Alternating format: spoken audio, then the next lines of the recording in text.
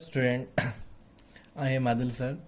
और हम अपने 10th क्लास का जो चैप्टर शुरू किए हैं फिजिक्स का, सोर्सेज ऑफ एनर्जी, उसमें हम आपको अगला जो टॉपिक पढ़ाने वाले हैं उसका नाम है वुड, ओआ एंड चारकोल। हमने कल आपको एक टॉपिक पढ़ाया जिसका नाम था बायोमास, जिसके बारे में बताया था कि एग्रीकल्चर और एनिमल से जो भी वेस्टेज मटेरियल मिलता है जिसे हम फ्यूल की तरह इस्तेमाल कर सकते हैं उसे हम कहते हैं बायोमास। उस बायोमास में पहला जो हम उठा रहे हैं आपको टॉपिक, उसे नाम है वुड एंड चारकोल। वुड को तो बताने की कोई ज़रूरत ही नहीं, सारे बच्चे जानते हैं कि लकड़ी क्या होता है, और लकड़ी तो बहुत ही कॉमनली यूज़ किया जाता है एज ए फ्यूल के तौर पे। शादी ब्याह में आप जानते ही हैं, लकड़ी चाहिए, लकड़ी जला दी जाती है, आग लगती है, डेक पे खाना बनता है। तो बहुत ही कॉमनली यूज़ किया जाता है। बट हम कई दफ़ा ये सोचते हैं कि वुड जो है जलता है, उससे बहुत सारा राख मिलता है, और बहुत सारा राख, धुआं, और कई दफ़ा जलता भी नहीं है बेहतर तरीके से। इसलिए हम लकड़ी से ही यानी वुड से ही चारकोल बनाते हैं। और लकड़ी से चारकोल बनाने की जो प्रक्रिया होती है उसे हम कहते हैं डिस्ट्रक्टिव डिस्टिलेशन ऑफ वुड।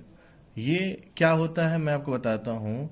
एक लकड़ी को आप जलाइए, क्या बता रहा हूं मैं, डिस्ट्रक्टिव डिस्टिलेशन ऑफ वुड। कैसे बता रहा हूं कि एक लकड़ी को जलाना है, कैसे कैसे जलाना है सुनिए। उसे हीट करना है, गर्म करना है, लेकिन अब्सेंस ऑफ एयर, एयर के मौजूदगी में नहीं, एयर ना रहे तब उसे खूब हीट करते हैं तो एक लकड़ी जो है वो क्या बन जाता है, चारकोल बन जाता है। ये लकड़ी से चारकोल बनाने की हमारी प्रक्रिया है कि लकड़ी को जलाना है या हीट करना है, वो भी कैसे, बिना हवा के, अब्सेंस ऑफ एयर में। ठीक है। इस तरीके से हम जब लकड़ी से चारकोल बनाते हैं तो हमें क्या क्या मिलता है, हमें इस डिस्ट्रक्टिव डिस्टिलेशन से क्या क्या मिलता है मैं बता रहा हूँ। वुड गैस, कुछ गैसेस मिलते हैं जिसका हम इस्तेमाल कर सकते हैं। टार मिलता है, चारकोल मिलता है, एथेनोइक एसिड और मेथनॉल मिलता है। इन सारी चीज़ों को अगर आप जानते हैं, एथेनोइक एसिड या मेथनॉल को, तो अच्छी बात है। नहीं जानते हैं तो आप केमिस्ट्री में जान जाएंगे। तो ये सिंपल सी एक बात है। देखो, हम लकड़ी को डायरेक्ट इस्तेमाल नहीं करना चाह रहे हैं फ्यूल की तरह, क्योंकि लकड़ी को इस्तेमाल करने से बहुत ज़्यादा राख मिलता है और धुआं उठता है, बहुत सारी दिक्कतें होती हैं। इसलिए हम लकड़ी से क्या बनाना चाह रहे हैं, चारकोल। और लकड़ी से चारकोल कैसे बनता है, जैसे फिर आपका आगे जो अगर किताब आप देखेंगे टॉपिक, तो व्हाट इज चारकोल, तो हमने बताया, फिर वही बात लिखी है जो वहां लिखी है कि आपको क्या करना है, उसका डिस्ट्रक्टिव डिस्टिलेशन करना है। कैसे करना है, बिना हीटेड करना है, और वो भी किसके, बिना हवा की मौजूदगी के। और इससे होता क्या है कि लकड़ी की नमी वगैरह निकल जाती है और लकड़ी जो है हमारा क्या बन जाता है, चारकोल बन जाता है। वोलेटाइल मटेरियल और मॉइस्चर जो नमी होती है वो क्या हो जाती है, अलग हो जाती है। तो अब उसका अगर हम फ्यूल की तरह इस्तेमाल करते हैं तो वो बेटर तरीके से इस्तेमाल होता है। इसलिए आपका एक अगला हेडिंग है कि why is charcoal is better fuel than wood, यानी लकड़ी को जो डायरेक्ट जलाएंगे उससे बेहतर क्या, क्यों चारकोल जलाना होता है। देखो, लकड़ी जलाते समय में बहुत सारा आपका वोलेटाइल मटेरियल होता है जो भाप बन के निकलता है, उस चीज को आप पहले ही निकाल देते हो।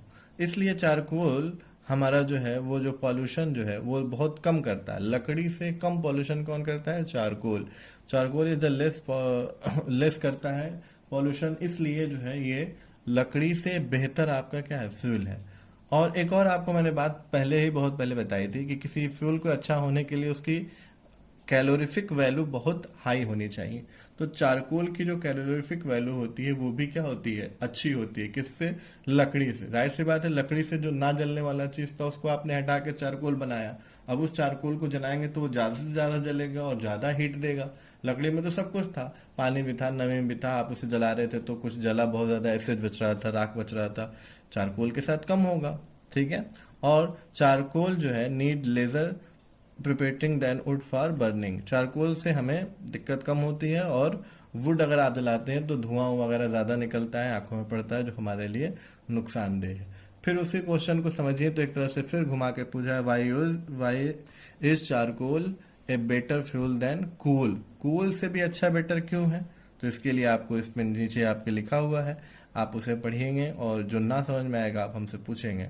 कल का हमारा जो टॉपिक होगा, हमने कहा था बायोमास जो हमें एग्रीकल्चर एनिमल से मिलता है। तो ये तो मान लीजिए आपके पेड़ पौधे से एग्रीकल्चर से मिलता है लकड़ी, और हमें एक जो है एनिमल से क्या मिलता है, गाय वगैरह से हमें क्या मिलता है, गोबर। तो कैटल डंग जो है हम उसे कैसे इस्तेमाल करेंगे फ्यूल की तरह से, ये हमारा लेक्चर कल होगा।